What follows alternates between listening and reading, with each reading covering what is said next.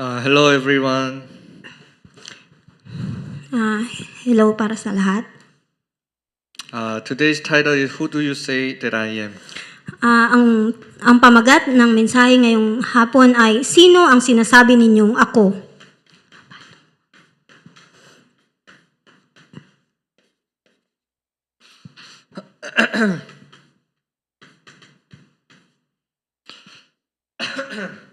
What you have to question yourself is this question.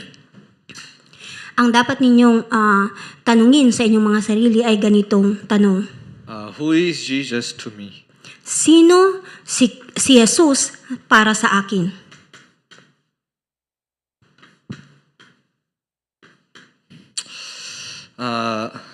In all of the aspects of my life, you have to have these answers.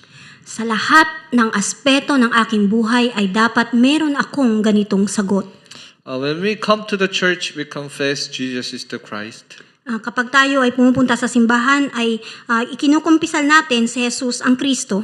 And He is solution to all my life problems. At siya ang sagot sa lahat ng ating mga problema sa buhay. But when you go outside the church, it is not really like that. Ngunit kung tayo ay lumabas na sa simbahan, ay hindi na ganun ang ating ikinukumpisal. Today's Bible scripture 13:14 it says, At sa Biblia na ating binasa kanina sa 13 at 14, Who do people say I am? sino ba ang sinasabi nilang ako? Some say Jeremiah who is crying for me. At ang iba ay sinabi nila na siya ay si Jeremiah, John the Baptist who is saying about justice. o si Elias na nagsasabi ng tungkol sa hustisya, Or Elijah who has done many miracles. o si Elias na gumagawa ng maraming mga mirakulo, Or one of the prophets that I like. o isa sa mga propeta na nais ko. Everyone who knows Jesus like that, when Jesus really has done the work of Christ, they ran away. Lahat ng mga nagsasabi ng ganito, kapag nagkakaroon ng mga suliranin ay sila ay tumatakbo o tumatakas. To do the work of Christ when Jesus crucified on the cross, there was no one remained. Nung si Jesus ay pinako sa krus, wala ni isang nanatili. And then God bless what kind of person and save the family and the field. Anong klase bang, sino ba ang pinagpapala ng Diyos upang buhayin ang pamilya at ang field? What kind of person that God bless and use that person to save the nation and the world? At ano bang klaseng tao ang pinagpapala ng Diyos para isalba o iligtas ang mga nasyon at ang mundo? The one who really know Jesus Christ accurately. Ang taong tunay na nakakakilala kay Jesus ng tama. Through this person, God restores everything. Sa pamagitan ng taong ito ay ipapanumbalik ng Diyos ang lahat-lahat. Then some people will say, I know Christ. Ang ibang tao sinasabi nila na kilala namin si Jesus, ang Kristo. That answer itself is proving that you don't know Christ. Itong sagot na ito ay nagpapatunay lamang na hindi mo tunay na kilala si Kristo. If you really know what is gospel, gospel is infinite and eternal. Kung tunay mong nalalaman ang ebanghelyo, ito ay walang hanggan at walang katapusan. While we are living on this earth, we are in the process of knowing gospel. At habang tayo'y nabubuhay dito sa mundo, ay patuloy natin na dapat mas kilalanin pa kung ano ang tunay na ebanghelyo. That is why when you face problems, difficulties, that is also the process for you to know Christ. At ito ang dahilan na kung tayo ay nakaharap sa mga matinding pagsubok o mga problema, ay kailangan nating malaman kung sino ba para sa atin si Kristo. Even when good things happens, it is just the process of knowing Christ. At kung kahit pa tayo ay nasa magandang kalagayan o nakakatanggap tayo ng mga biyaya, ito ay proseso lamang ng pagkakakilanlan natin kung sino si Kristo. And what kind of conclusion that we have to have is Only Christ. Ano nga ba ang konklusyon na dapat meron tayo? Ito ay tanging Kristo. Even all the people around me say it is not only Christ, you should have to be able to say only Christ. Kahit ang mga nakapaligid sa akin ay hindi nila sinasabi na tanging Kristo, dapat ako ay magkaroon ng konklusyon na tanging si Kristo. Many people say we need Christ, we need money also. Maraming mga tao ang nagsasabi na kailangan natin si Kristo, ngunit kailangan din natin ang pera. That means that he is still does not know what is Christ. Ang ibig sabihin nito ay hindi niya patunay na nalalaman kung sino at ano ang Kristo. I need Christ, but I need job. Kailangan ko si Kristo at kailangan ko din ng trabaho. I need Christ, I need good house. Kailangan ko si Kristo, ngunit kailangan ko din ng magandang bahay. That is why God cannot use your life and bless your life. Ito ang dahilan kung bakit hindi ka magamit ng Diyos at hindi ka mabigyan ng biyaya ng Diyos. God used the person who says only Christ. At binibigyan ng biyaya ang mga taong nagsasabi ng natatanging Kristo lamang. I hope you to really confess that who is Jesus to me? Only Christ. Nawa ay maikumpisal ninyo kung sino nga ba si Kristo sa buhay ninyo at siya ang totoong Kristo. If you really know who is Christ, then you don't need other things. Kung kilala mo kung sino si Kristo, hindi mo na kakailanganin ang iba pang mga bagay. Jesus Christ is our God. Si Jesu Kristo ang ating Panginoon. He is creator. Siya ang gumawa. He is life. Siya ang buhay. He is everything. Siya ang lahat-lahat. We don't need other things beside Christ. Hindi natin kailangan ang ibang bagay maliban kay Kristo. Body. Katawan. On today's Bible scripture it says, "On your rock I will build my church." Sa ating binasa kanina ay nabasa natin, sa ibabaw ng batong ito ay itatayo ko ang aking iglesia. And the gates of hell shall not prevail against it. At hindi ito madadaig ng kapangyarihan ng kamatayan. And I will give you the keys of the kingdom of heaven. At ibibigay ko sa iyo ang mga susi ng kaharian ng langit. Really to Peter who confessed Jesus Christ, Jesus gave these blessings to him. At si Pedro na siyang nagkumpisal na si Jesus ang Kristo ay ibinigay sa kanya ang mga biyaya. Let's show the picture. Tayo ay magguguhit.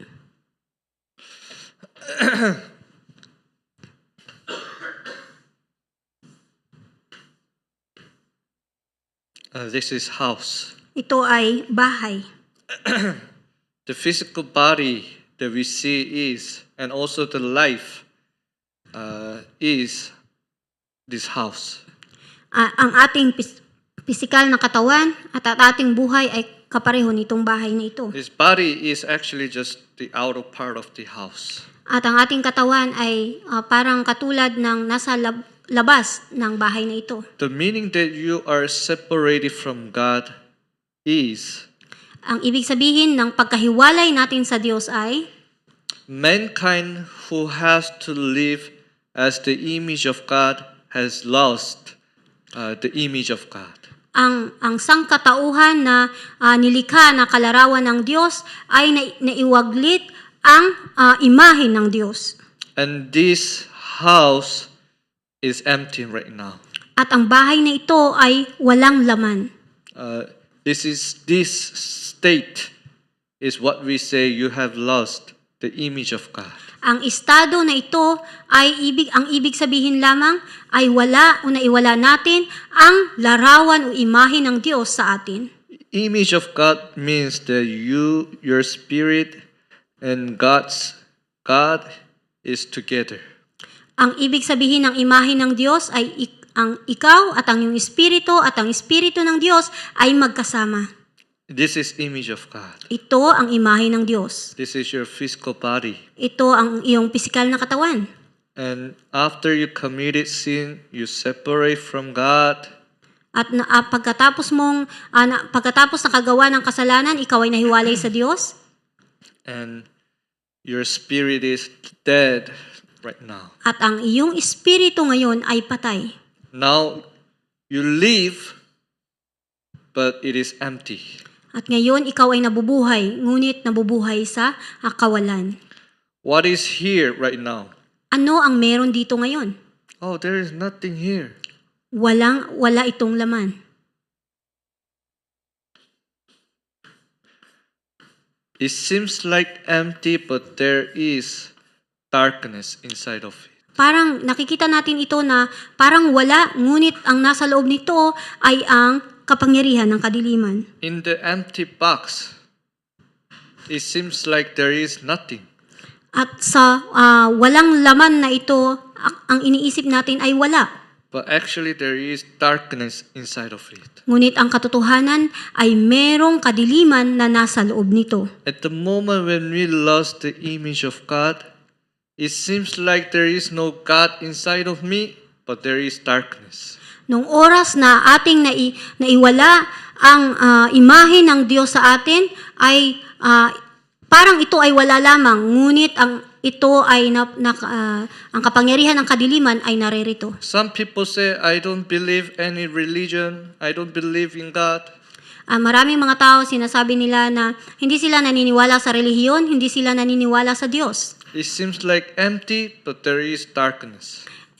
Parang ito ay wala, ngunit ang totoo ay merong kadiliman na naririto. And in the darkness, At sa kadilimang ito, this evil spirit, Satan, and his forces are hiding inside of it. at ang demonyo, si Satanas, ay nandito at nagtatago. In John 8:44, At sa aklat ng Juan 8:44, he was a murderer from the beginning, siya ay mamamatay tao ng pasimula. father of lie. Siya ang ama ng kasinungalingan. This Satan and his forces came inside of you Itong si Satanas na ito at ang kanyang mga kampon ay nasa loob mo. because it is empty house, Dahil ito ay walang laman o walang lamang bahay. full of darkness. Punong-puno ng kadiliman. No one knows that he is inside of this Walang house. nakakaalam na siya ay naririto sa loob ng bahay na ito. In John 10 verse 10, At sa aklat ng Juan 10, he came like a thief. at siya ay pumarito na kapareho ng magnanakaw. It says that the thief comes only to steal and kill and destroy. At ang magnanakaw na ito ay pumarito lamang upang magnakaw, pumatay at manira. In John 16:11, At sa aklat ng Juan 16:11, actually this Satan is the king of the world. si Satanas ay ang hari ng mundong ito. It seems like it is your house, your life, but actually the thief, these forces of Satan, is in charge of it. Parang iniisip natin na ito ay ating bahay o ang ating buhay, ngunit ang totoo ay si Satanas at ang mga kampon niya ang namumuno at naririto. And playing the role of king of your life. At siya ang namumuno o siya ang naghahari sa iyong buhay. Why people are worshiping idols? Bakit nga ba ang mga tao ay sumasamba sa Diyos-Diyosan? This existence is, says, 2 Corinthians 4:4, it says, it is the God of the world. Sa ikalawang Korinto 4:4, sinasabi nito na siya ay Diyos ng mundong ito. Now this existence make this house as his stronghold.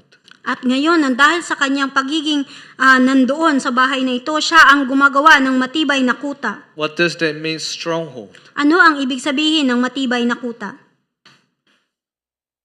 Make the fortress around this house. Siya ay gumagawa ng harang sa bahay na ito So that no one can come over here. upang walang makapunta dito.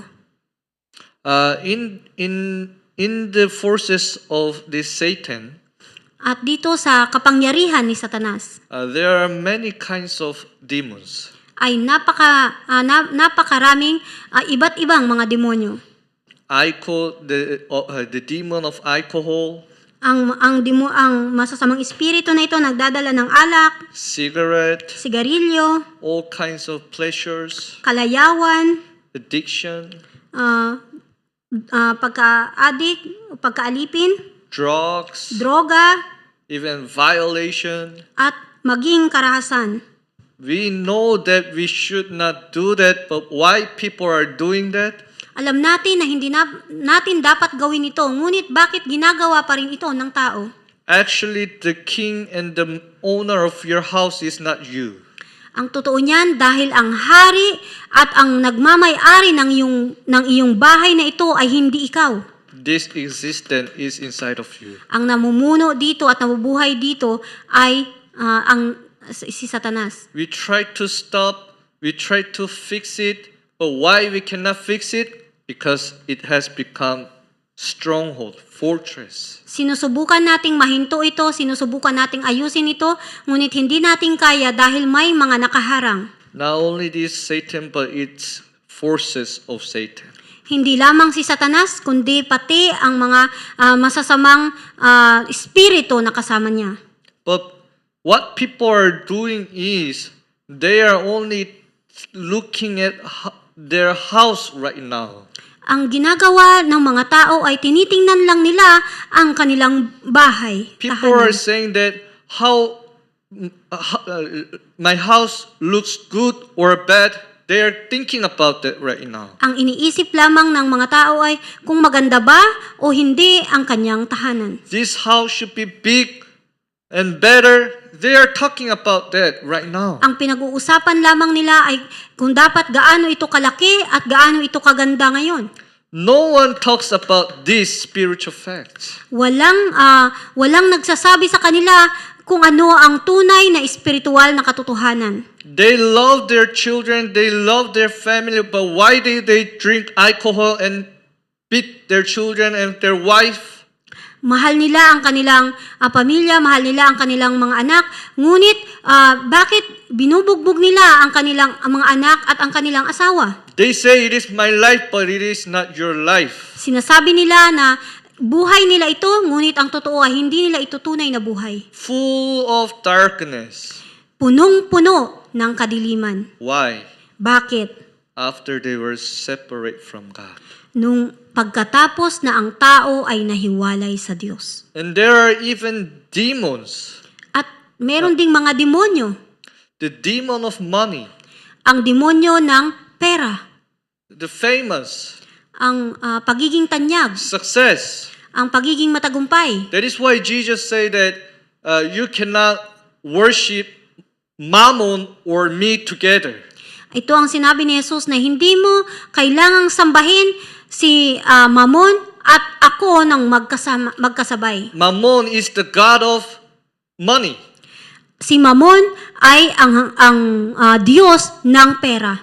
Think if Mammon is your owner of your house. Tingnan mo kung isipin mo kung si Mammon ang may-ari ng iyong bahay. This house will be like a palace.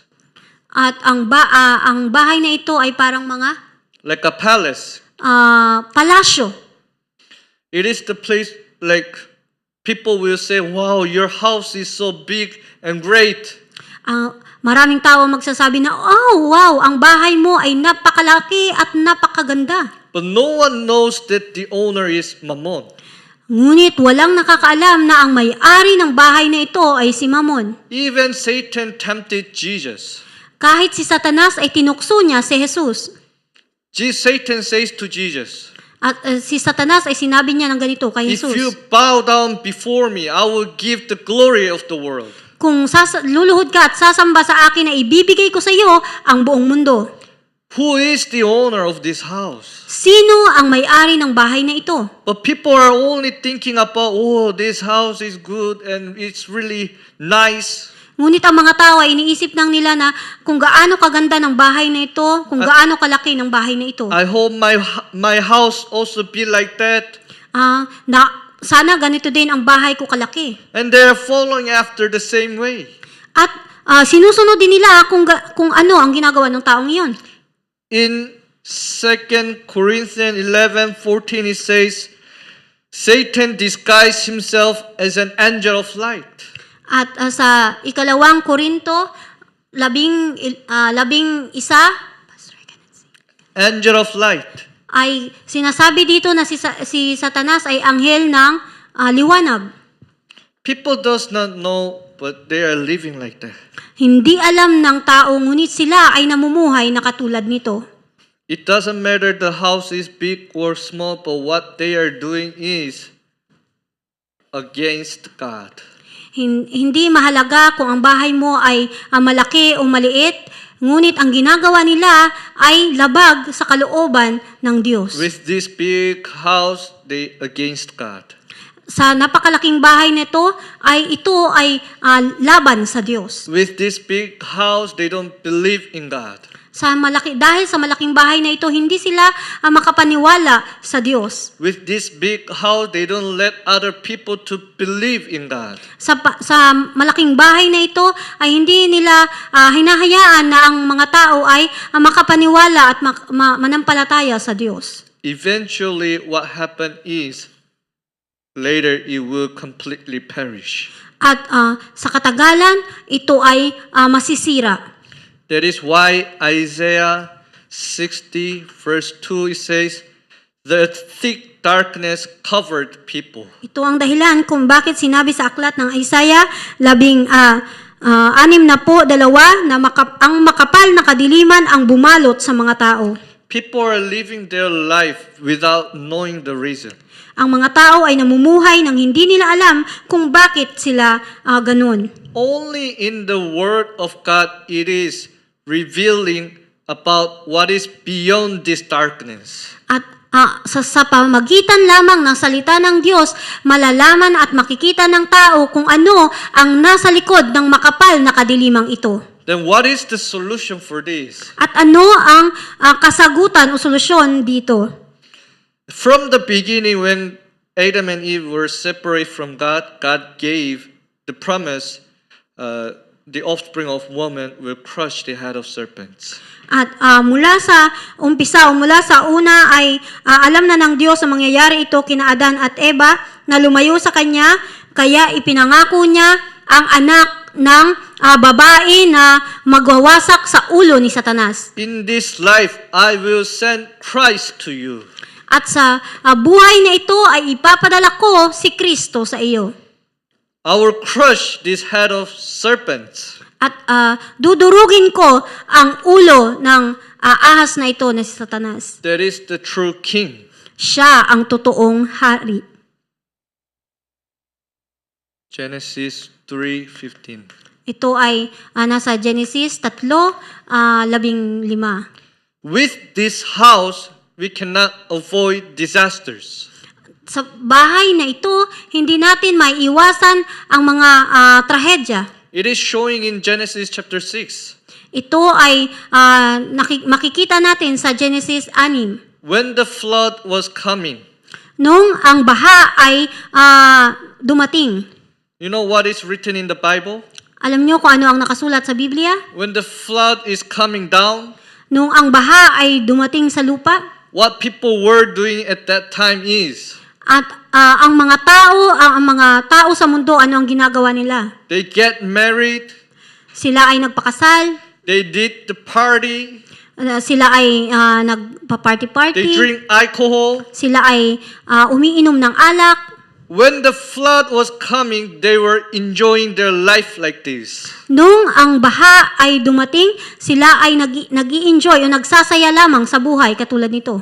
Their house was good, Ang kanilang bahay ay maganda, but they cannot block the flood. ngunit hindi nila kayang harangan ang baha. With our blood, with our effort, impossible. Sa pamagitan ng ating dugo, sa pamagitan ng ating pagsisikap, ito ay napaka-imposible. Those who come into the Ark of Covenant, they will survive. Ang mga taong pumunta sa arko ng pangako, sila ay naligtas. It doesn't matter he is great or he is not great. Whoever comes into the Ark of Noah, he will revive. Hindi mahalaga kung sila ay magaling, kung sila ay hindi. Ngunit nung sila ay pumunta sa arko ni Noah, ay ni Noe, sila ay nailigtas at naipanumbalik. Whoever comes in Jesus Christ, he will be saved. Kung sino ang pumunta kay Hesukristo ay maliligtas. Exodus 3:18. Sa Exodus 3:18. People try to solve their life problem by their blood, by their sweat. Sinisikap ng tao na lutasin ang problema ng buhay sa pamagitan ng sarili nilang dugo at pawis. But curse disaster are continuing. Ngunit ang sumpa at ang kapahamakan ay patuloy And it is increasing.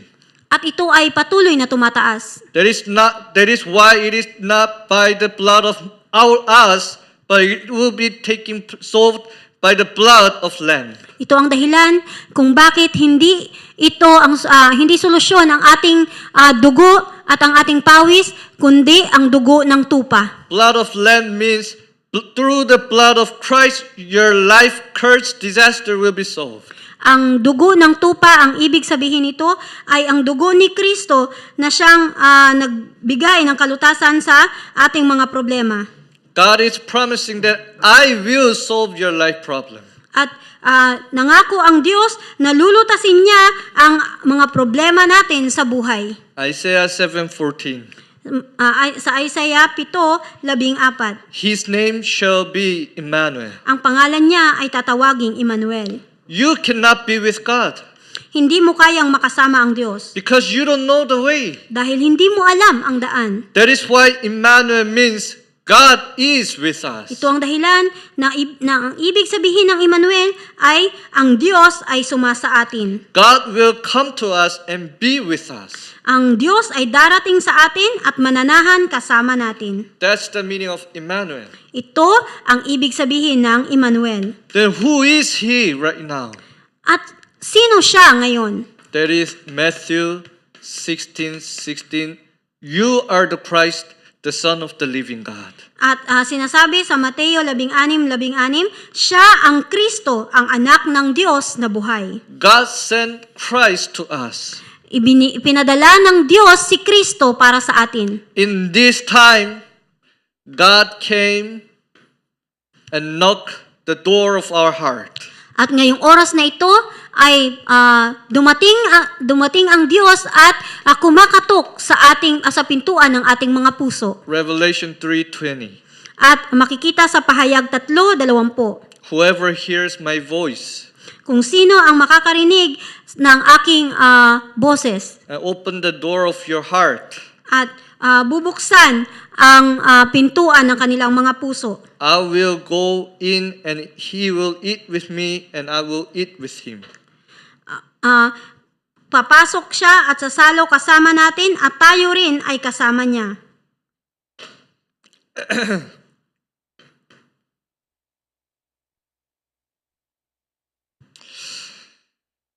And if you really open your heart and accept Jesus Christ, you will restore the image of God. Kung ating tatanggapin si Jesus bilang Kristo at bubuksan natin ang ating mga puso, ay tunay na maipapanumbalik natin ang imahe ng Diyos. And make us as the child of God. At tayo ay gagawin niyang mga anak ng Diyos. When Christ come in my life, Nung si Kristo ay pumasok sa aking puso, Satan runs away. si Satanas ay lumayas.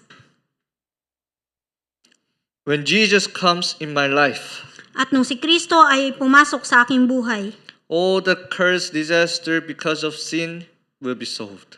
ang lahat ng mga kasalanan, problema, sumpa at kapahamakan ay nagkaroon ng kalutasan. When Jesus come in my life, Nung si Kristo ay pumasok sa aking buhay, He will guide our life. siya ang gagabay sa aking buhay. Then what it becomes is our house becomes the place where God is living in. At ano ang mangyayari?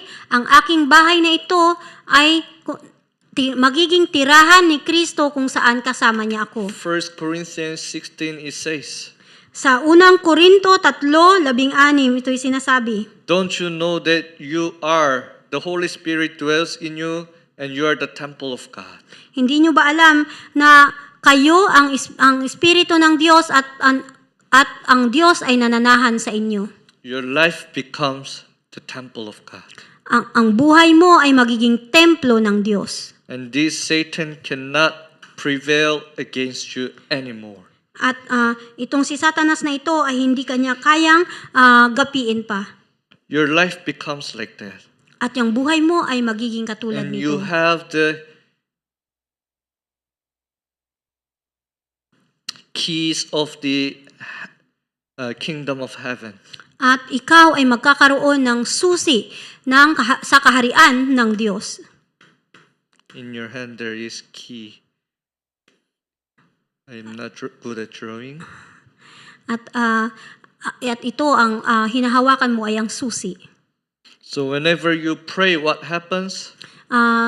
Sa pamamagitan ng panalangin, kung ikaw ay nananalangin, ano ang mangyayari? It says that whatever you bind on earth shall be bound in heaven. Kung ano ang ipagbabawal mo sa lupa, ay ipagbabawal din sa langit. When you pray in the name of Jesus Christ, you bound on earth. What happens in the heaven? This spirit of Satan bound. Kung ikaw ay nananalangin at kung ano ang ipapanalangin mo, ano ang dinadalangin mo sa lupa ay ganun din sa langit. At ang espiritu ni Satanas ay magagapos. It always try to see the space to attack you. At laging tinitingnan ni Satanas ang lahat ng butas para ikaw ay atakihin niya. When you pray in the name of Jesus Christ, this gets bound and flee away. Kung ikaw ay mananalangin sa pangalan ni Hesukristo, ang kapangyarihan ni Satanas ay magagapos at ito ay lalayas. And it says that whatever you loose on earth shall be loosed in heaven. At sinasabi niya dito na kung ano ang maiwawala mo sa lupa ay ganun din sa langit. I'm not really good. Angels. Mga anghel. If you pray and loose on earth, it will be loose on heaven. Means God will open the gate of heaven and send armies of angels. Kung ano ang maiwawala mo sa langit ay sa lupa, ganun din sa langit. At kung ano ay pahintulot mo sa lupa ay may papahintulot din sa langit. And what happened eventually? At ano ang mangyayari pagkatapos nito? The light of Christ will be shine on that region. At ang ilaw na tinatanglawan sa pamagitan ni Hesukristo ay magliliwanag sa iyong rehiyon. And that is church. At ito ang simbahan. And when we conclusion, At tayo ay pupunta sa konklusyon. not only this church building is church. Hindi lang ang gusali na ito ang simbahan. The gathering of the children of God, we say that is church. Ang pagtitipon ng mga anak ng Diyos ay isa ring simbahan. And also you, one person who accepted Jesus Christ, you, one person is the church in that working field. Ikaw na isang tao na tumanggap kay Jesus bilang Kristo, ay ikaw ang isang tao na nasa field. God is sending in your working field not as the good house, but as the church. Hindi ka ilalagay doon ng Diyos o ibibigay ng Diyos doon sa field na yon bilang magandang bahay, kundi isang simbahan. The most important thing in the church is worship. Ang pinakamahalaga sa simbahan ay ang pagsamba. Many Christians, they lose the blessing of worship in their field. Napakaraming mga Kristiyano ang naiwala nila ang biyaya ng pagsamba sa kanilang mga field. That is why they are living like a slave. Ito ang dahilan kung bakit sila ay namumuhay na parang mga alipin. Do you know how God blessed us? Alam niyo ba kung paano tayo binibigyan ng biyaya ng Diyos? When we worship God, God bless us, and with this blessing, we conquer the world. Kung tayo ay tunay na sumasamba sa Diyos at sa pamagitan ng pagsamba na ito ay kaya nating talunin ang mundo. And at sakupin. many Christian as a church, they lose their mission. Napakaraming mga Kristiyano at mga simbahan ang naiwaglit nila o naiwala nila ang tunay na misyon. As the result of the church losing their missions, disasters, darkness is coming over their regions. Ang resulta ay ang resulta, ang kadiliman at ang trahedya ay pumupunta sa kanilang rehiyon. Of course, helping poor people is important. Ang pagtulong sa mga mahihirap na tao ay mahalaga rin. But the mission of the church is shining the light of Christ to the people. Ngunit ang misyon ng simbahan ay ibigay ang liwanag ni Kristo sa lahat ng tao. Because other people's, their life master is Satan. Dahil ang ibang tao, ang pinuno o namumuno sa kanilang buhay ay si Satanas. What will be the real help to those people?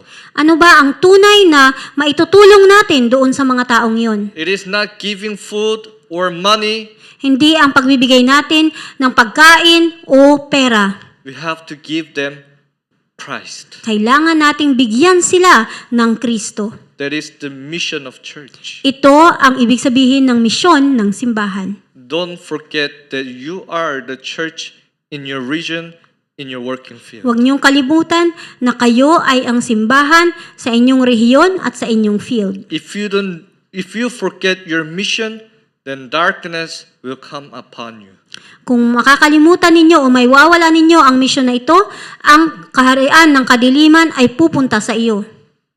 I hope you to really know who is Jesus Christ Nawa ay tunay na malaman ninyo kung sino si Hesukristo and give this gospel to others. at ibigay ang gospel na ito sa iba. This is the most valuable life. Ito ang pinakamahalagang buhay para sa atin.